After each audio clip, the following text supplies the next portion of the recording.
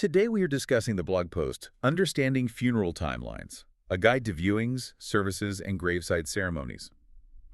It's certainly a challenging subject to talk about, but our aim here is really practical, just to try and cut through some of the uncertainty, give you a clearer sense of structure around how funeral arrangements generally unfold. Yeah, absolutely.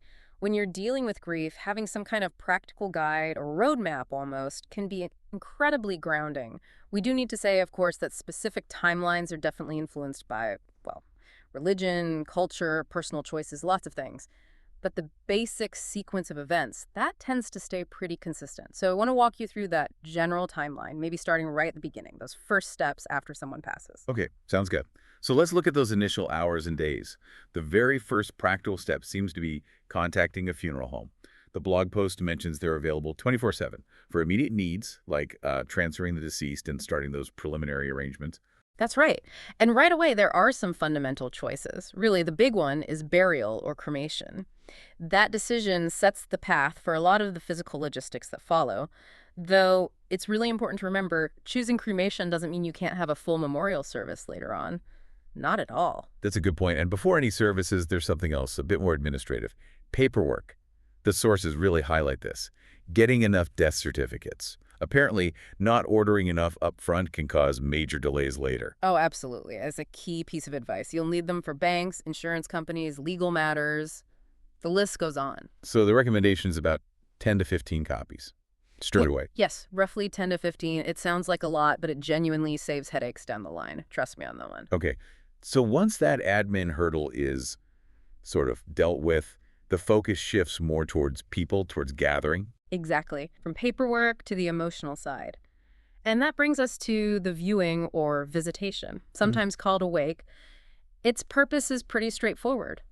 Giving friends and family a specific time and place to come together, offer condolences, and, say a personal goodbye. Right, and the timing for that, it seems quite variable. It is. Usually it's held within a few days of the passing, often the day before the main funeral service, or sometimes even the same day.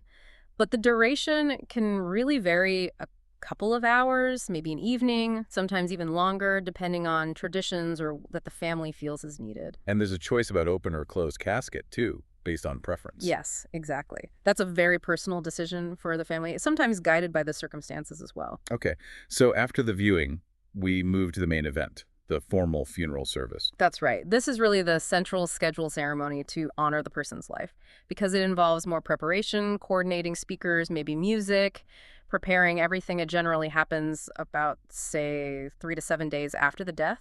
And that time frame also helps people who need to travel, doesn't it? It does, yes. That window strategically allows time for people coming from further away to make arrangements and attend. And where does this service usually happen? Funeral home?